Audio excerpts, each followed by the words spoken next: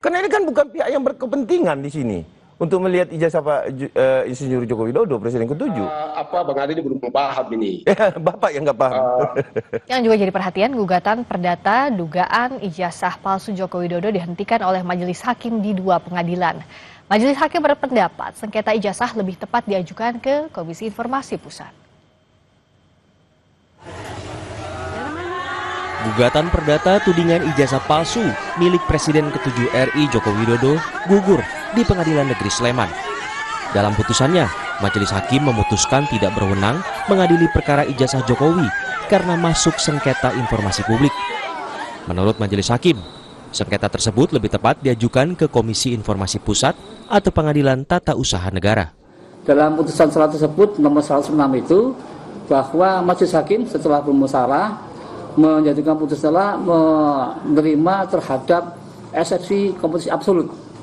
Ya, jadi intinya Pengadilan Negeri Sleman tidak punya kewenangan untuk menangani perkara nomor 106 pada 2020 ini, ya, karena muatan terhadap dalil-dalil gugatan itu berkaitan masalah sengketa informasi, gitu ya, sehingga sebagaimana dalam Undang-Undang Nomor 14 2008 bahwa kalau ada sengketa masalah informasi publik maka arahnya ke Komisi Informasi Publik, gitu. Jadi penyelesaiannya ke Komisi Informasi Publik atau ke PT UN, kan itu.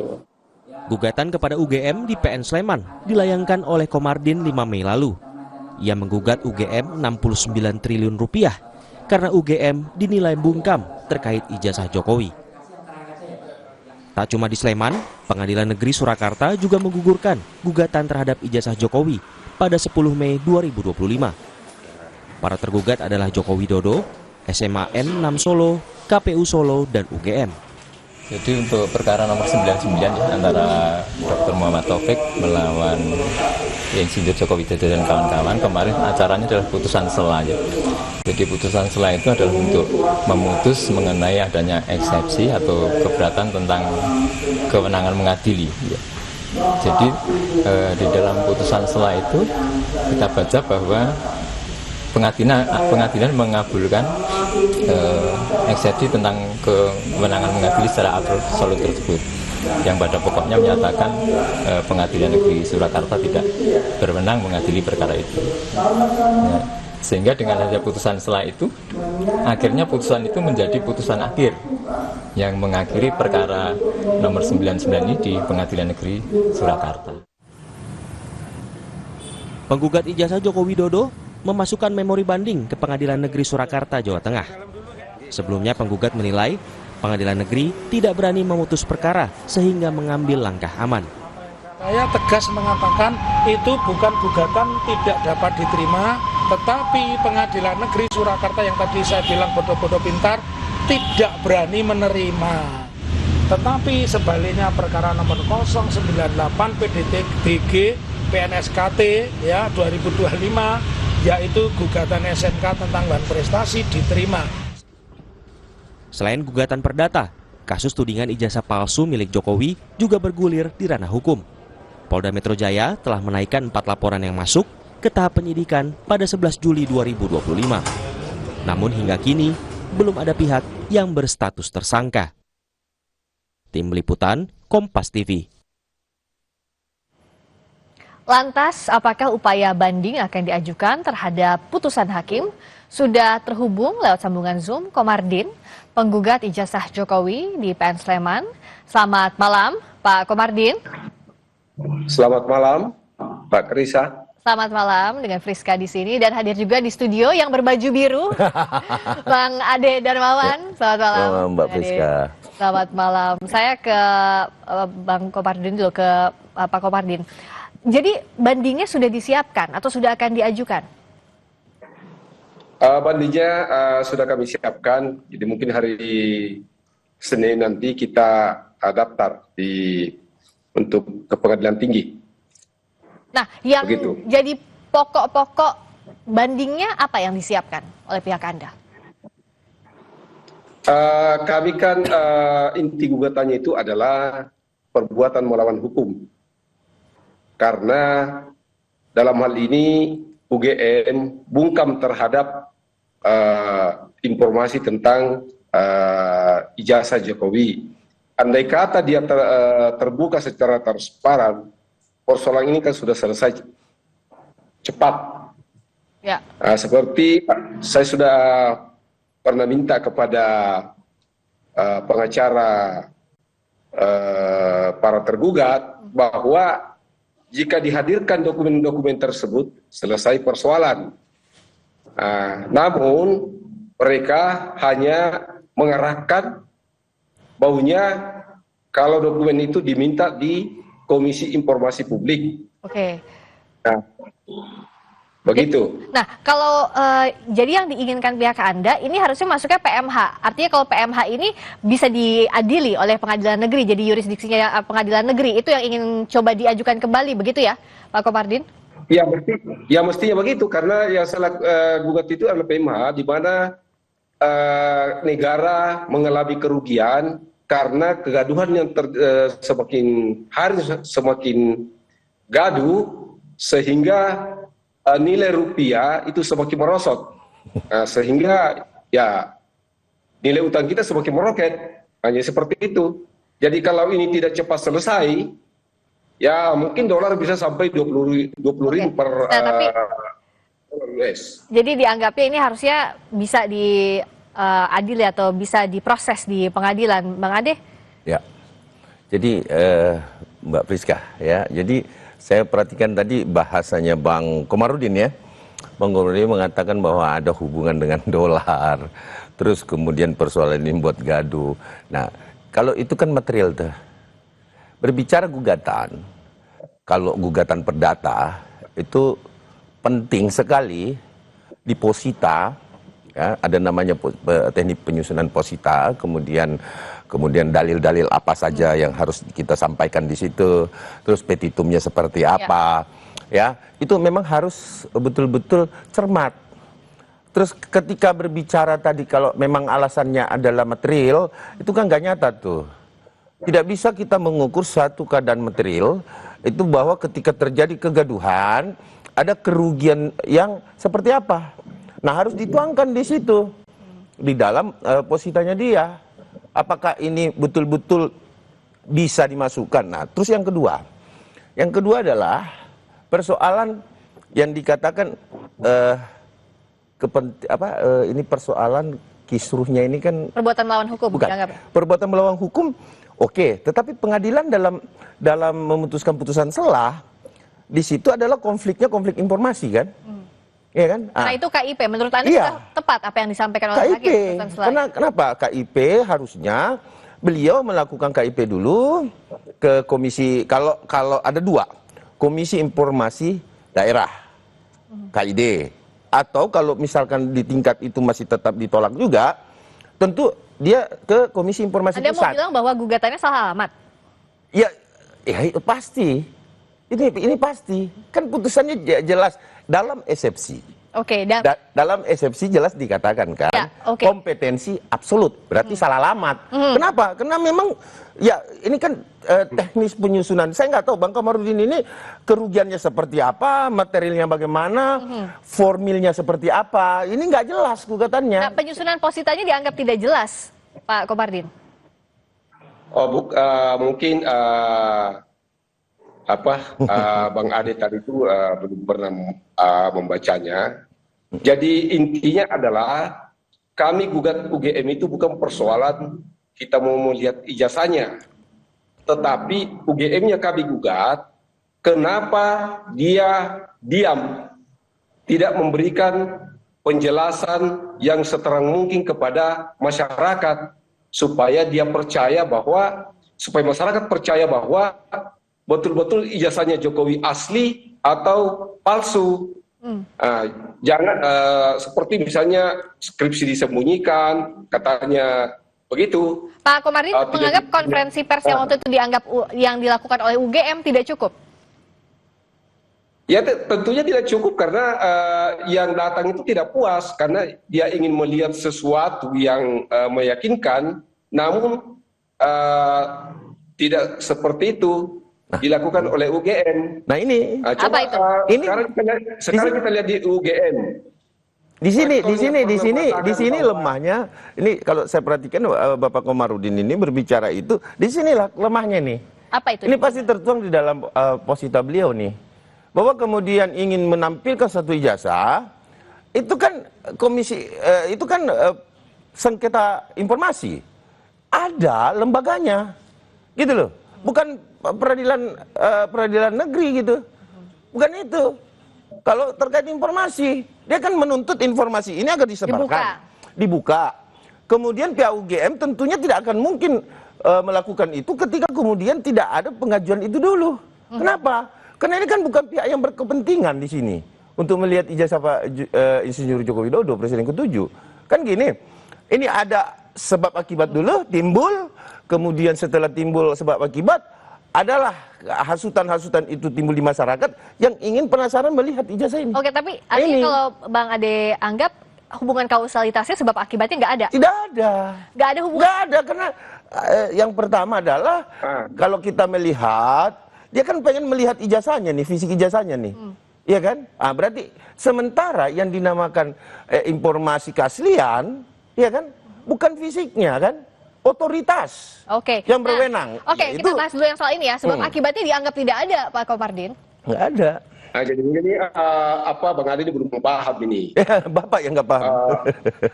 Ini siapa yang bilang nggak paham, siapa yang nggak paham? Silakan dijelaskan oleh Pak Komardin gimana? Biar Bang Ade bisa paham ya. Mesti itu sebelum saya gugat itu, UGM itu sudah bertindak. Karena tidak ada tindakan dari UGM, maka kami tuntut UGM. Begitu, bukan berarti bahwa saya serta-merta ingin melihat ijazahnya Jokowi. Saya gugat UGM karena dia melakukan pembiaran. Jadi seperti itu. Jadi begitu maksudnya. Bukan berarti bahwa saya mau lihat ijazahnya ini, ijazahnya itu dan sebagainya. Karena tidak ada perhatian dari UGM.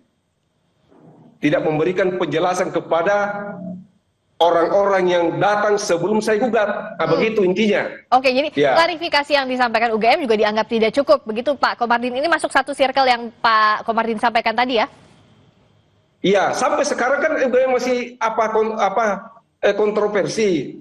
Mantan rektornya mengatakan Jokowi tidak pernah tamat S1, kemudian tiba-tiba dia cabut lagi.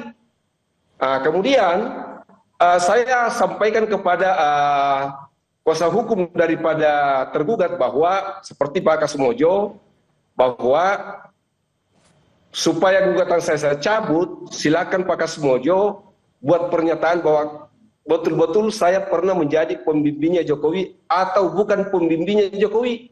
Tidak mau juga, berarti mereka ini memang ingin kalau persoalan ini semakin panjang, ya seperti itu. Iya. Nah, substansinya bisa dimengerti nggak kalau Bang Ade? Jadi gini, gugatan itu kan harus ada dalil. Dasarnya apa sih? Ini pasti Undang-Undang Nomor 14 tentang KIP. Ini dalilnya pasti itu. Nah, terus kemudian kalau itu dalilnya, dasarnya dia bikin gugatan untuk informasi publik, tentunya ada caranya dong. Permohonan dulu. Nah, permohonan dulu yang dilakukan kepada Komisi Informasi, baik itu daerah maupun pusat. Itu dulu yang dilakukan. Jadi stepnya dari sana dulu? Iya, baru ada adjudikasi, penjelasan perkaranya di sana. Percayalah, ketika itu dilaksanakan, karena UGM tidak semerta-merta bisa menyerahkan itu, ya kan? Karena ini terkait informasi publik, tentu mengarah pada Undang-Undang Nomor 14. Kalau kita mengarah pada Undang-Undang Nomor 14, tentunya kita harus lakukan langkah-langkah yang tentunya sesuai dengan aturan itu. Nah, yaitu permohonan dulu dilakukan. Ya, baru dilanjutkan. Ya, dilanjutkan, terus nanti ya adjudikasinya itu, penyelesaiannya itu akan disuratilah UGM untuk menampilkan ijazah itu. Nah, ini step-step ini akan dilakukan atau tidak oleh Pak Komardin? Tapi jawabnya usai jeda dulu di Sapa Indonesia Malam. Kita masih akan lanjutkan, Bapak-bapak. Tenang. Masih bersama kami Komardin, penggugat ijazah Jokowi di Sleman melalui sambungan Zoom, dan juga Ade Darmawan, Sekjen Pradi Bersatu. Tadi dari segi penyusunan gugatannya, Anda menganggap ini tidak tepat. Harusnya bagaimana? Jadi gini, kalau kita berbicara sengketa informasi, ya siapa sih yang pengen melihat ini? Apakah saudara Komardin pribadi atau siapa? Itu dulu. Para pihaknya siapa? Para pihaknya, antara penggugat dan tergugat.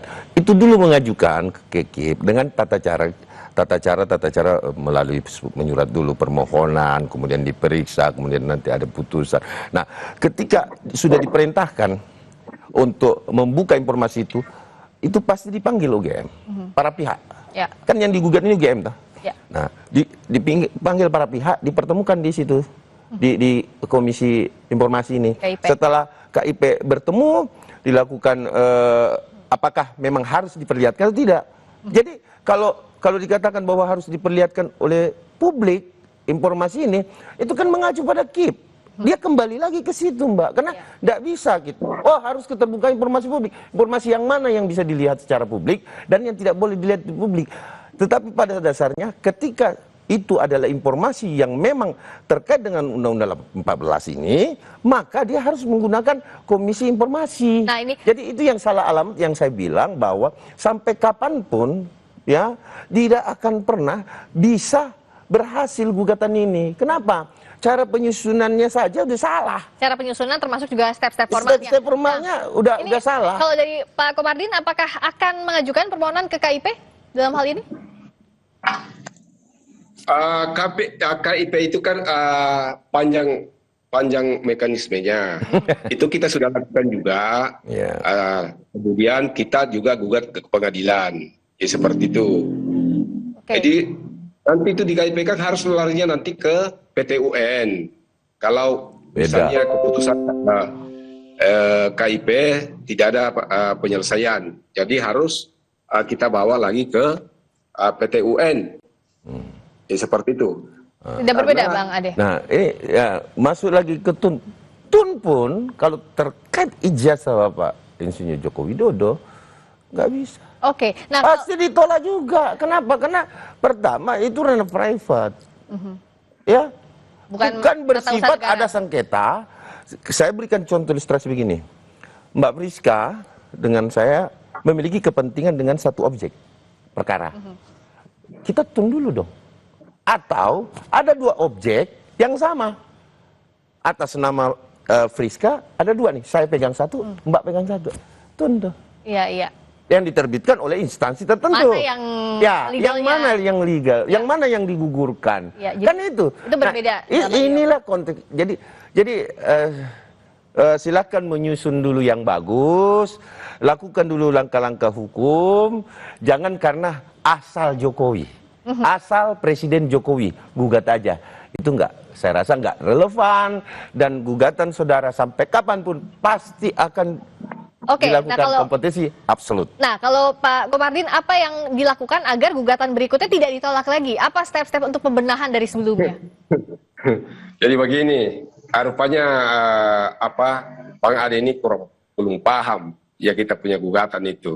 Anda yang nggak paham bikin jadi gugatan. Saya katakan bahwa bahasanya tadi yang penting Jokowi. Saya bukan persoalan Jokowinya.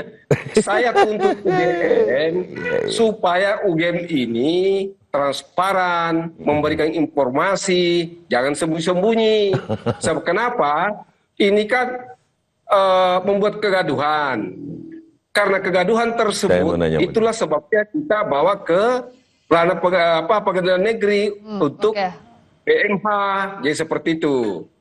Nah, supaya persoalan ini kan bisa sebenarnya diselesaikan di tingkat mediasi. Cuma pihak tergugat ini ya maunya larinya ke KIP. Ini kan menyeret persoalan tambah jauh kan begitu. Apa yang maaf nih Bang Komardin.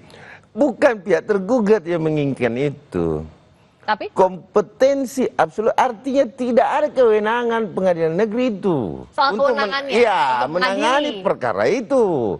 Ketika kemudian diterima eksepsinya teman-teman, itu perbedaannya. Nah, kalau Bang Komardin berbicara bahwa kemudian saya mau melihat, nah sekarang pertanyaan saya sederhana. Sebenarnya Bang Komardin ini mau melihat ijazahnya Bapak Insinyur Joko Widodo atau keterangan UGM yang diperlukan sebagai otoritas dalam gugatan? Sebenarnya saya tidak mau melihat ijazahnya Jokowi. Tidak seperti itu maksudnya. Nah, yang kami mau itu dari awal itu UGM jangan sembunyi-sembunyi. Kasihan Jokowi, artinya kalau disiksa seperti itu. Iya, kan informasinya beda-beda. Kasmojo mengatakan bahwa dia bukan pembimbingnya. Jokowi mengatakan pembimbingnya. Polisi mengatakan KKN 83, Jokowi mengatakan 85. Ini kan kacau informasinya. Jadi gini Bang, disinilah. Mestinya UGM itu memanggil ini barangnya semua. Selesai urusan. Kalau UGM mau, jangan diseret-seret. Wah, kalau mau lihat ini harus ke KIP. Aduh, ini kan orang stinting juga ini. Hati-hati. Kita lagi live ya Bang Komarudin. Rektornya UGM itu diganti semua itu. Iya. Pak Komarudin. Ya, jadi gini. Sekali lagi saya sampaikan kepada pemirsa Kompas TV bahwa inilah yang saya anggap sangat menyesatkan. Kenapa? Ini obscure libel. Ini obscure libel ini. Kenapa dia tidak kompetensi absolutnya itu eksepsinya kawan-kawan kita diterima? Karena memang obscure libel ini gugatannya. Kenapa? Saya bertanya tadi, yang Anda mau lihat ijazahnya kah atau keterangan UGM? Ya kan? Ini yang harus jelas. Nah, dia sendiri udah kabur nih. Sehingga saya menyatakan bahwa saudara, saya bukan hakim, tetapi dari pembicaraan yang saya lihat di sini, itu sudah obscure libel. Apakah obscure libel, apakah gugatannya jadi saru, tidak jelas? Tidak jelas. Silakan dibuktikan nanti dari pihak Pak Komarudin yang sudah menyiapkan ya untuk banding dan juga akan ke KIP. Apa hasilnya? Apakah ditolak lagi atau justru diterima? Kita akan nantikan proses hukum berikutnya. Terima kasih Pak Komarudin, terima kasih juga Bang Ade Darmawan.